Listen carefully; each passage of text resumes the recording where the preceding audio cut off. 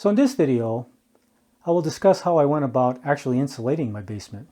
Now my basement's already complete, but I wanted to mention the fact that I used two different types of insulation, both the fiberglass bats as well as Rockwool. Before I actually framed our basement, I installed foam board against the concrete on all the exterior walls. I covered this in a previous video, which I'll link above and down in the description below. Once the framing was all complete, I installed fiberglass bat between the studs. I also insulated the interior walls in our basement using Safe and Sound by Rockwool to reduce the amount of sound and noise that would travel between the various spaces. I also covered the interior walls with a ½ inch of soundboard before hanging drywall. Finally, I installed fiberglass bats between the floor joists and around the ductwork and inside my soffit and so on to reduce the amount of sound and noise that propagates from the basement to the upper floor and vice versa. I started by purchasing 4 bales of Safe and Sound by Rockwool. My plan was to see if I could place the Safe and Sound in the ceiling to help attenuate the transmission of sound and noise between the two floors. Unfortunately, the first bale was damaged. I placed one of the better pieces between a pair of floor joists, but it was obvious to me that there was no way it would stay in place on its own, though I had previously seen where this was meant to work. I was able to stuff a number of pieces of Safe and Sound between the heating ducts and the floor above. My next step was to use the Safe and Sound in the interior walls, but first I needed to provide one surface to give the Safe and Sound something to lean against. Before insulating the interior walls, I caulked the holes in the electrical boxes and plugged all the drilled holes with expanding foam. Next, I installed ½ inch soundboard on one side of the interior walls. This material is easy to cut and light, so I used just enough drywall nails to hang it in place, as it would ultimately be captured by drywall. A typical method used to deaden sound is to install 2 sheets of 5/8 inch drywall, which are separated by a bit of specially formulated adhesive. But my thought is to use 2 different densities of material, as they each attenuate different frequencies. So I used 1 sheet of soundboard, which is fibrous and light, and 1 sheet of drywall, which is heavy and dense. I used this method before when I remodeled another level of our house to separate my office from the family room, as well as the laundry room and bathroom, with good results.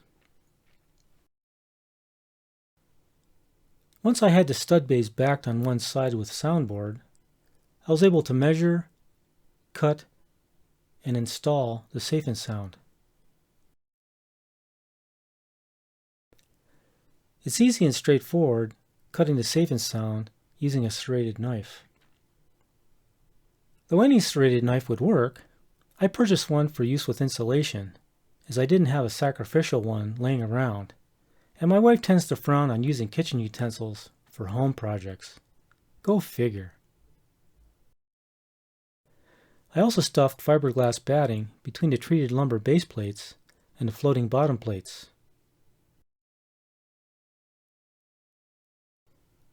Cutting around an electrical box is a simple matter of transferring the location and dimensions of the box to the Safe and Sound and cutting with a serrated knife.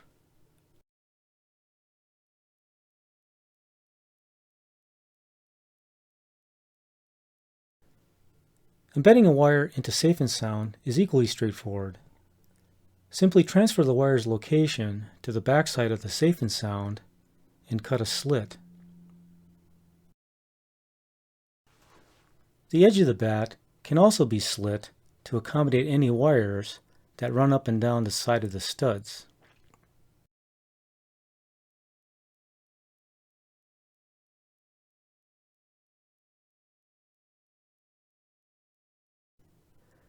I use a piece of wood lath to work the Rockwool around the wires and boxes.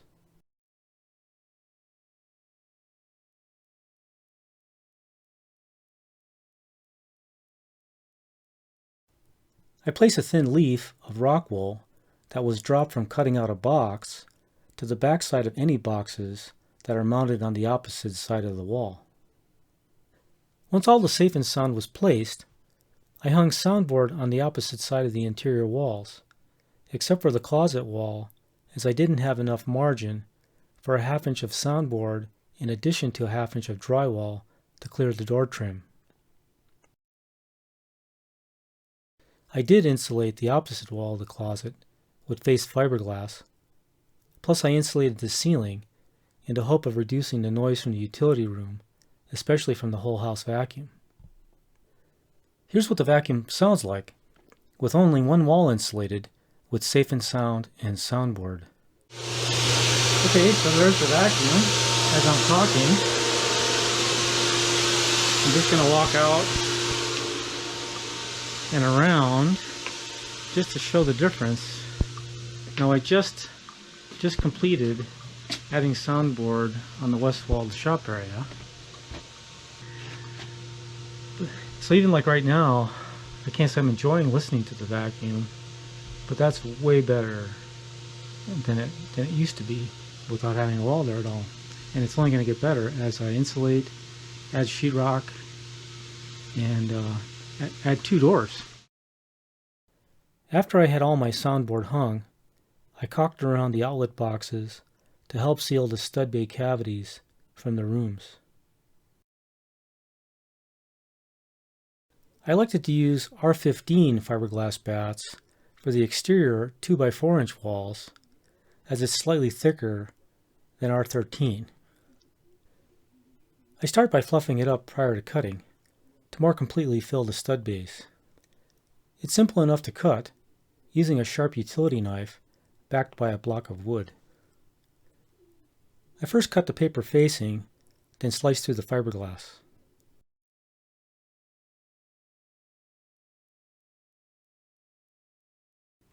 I cut the bats slightly long, perhaps 2 inches, so the top and bottom of the paper extends over the top and bottom plates. I unfold the paper tabs over the face of the studs, not to the inner surfaces of the studs. The idea is to leave as little airspace as possible. I staple the paper facing around all 4 edges of the bat to the face of the studs and the top and bottom plates. I use a lightweight staple gun. Mine is an Arrow JT21. For narrow bays, I measure the width between the studs in addition to the height.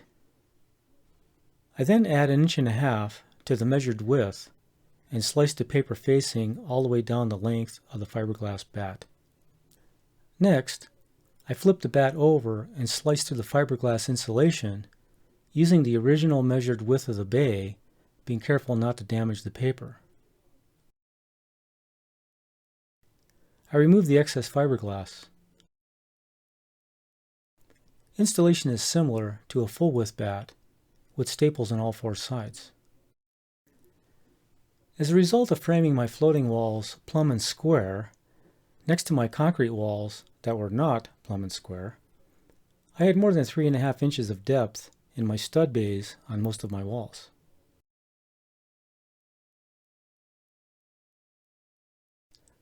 R15 fiberglass would not fill the space, so I elected to use R21 fiberglass instead, which is intended to fill 2x6 inch walls. R21 fiberglass came in bales rather than rolls. I cut the plastic using a sharp utility knife, trying not to cut through the paper facing. Once cut, the fiberglass bats expand. I unfold the bats and stack them to help them expand further. Measuring and cutting R21 is similar to R15, it's just thicker. I cut the paper first, then the fiberglass. Once cut, I fluff it up. During installation, I cut around any obstacles contained within the walls. I pay attention to the spikes. I cut slits in the back of the fiberglass to embed any wiring. I cut around electrical boxes by scoring the paper facing around the edges of the box, then cutting through the fiberglass to a depth roughly as deep as the box. Then carefully stuff the insulation around any wires and behind any boxes.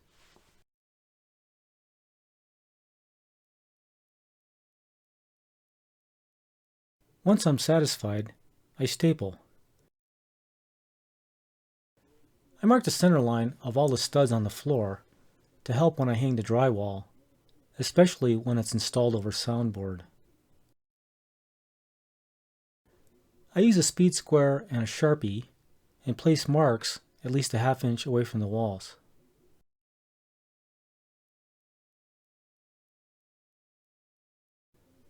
I installed R21 fiberglass between the floor joists to help reduce the transmission of sound and noise between the two floors.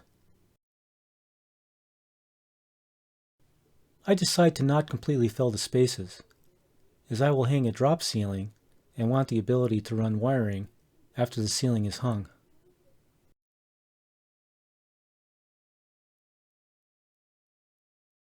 Prior to insulating the ceiling, I stuffed R30 insulation above the top plates around the rim joists. I placed fiberglass bats around the ductwork, filling the space above the ducts as completely as I could.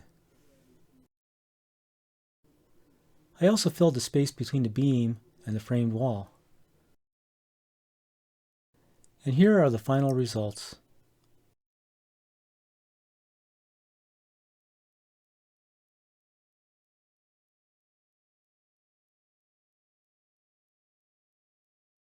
If you found this video useful at all, please give me a like below and comment either way. I will try to answer any questions that come my way to the best of my ability. If you actually learned something from this video, please consider subscribing to my channel. And if you do, you'll get to see me in the next video. My next step is to hang and finish drywall.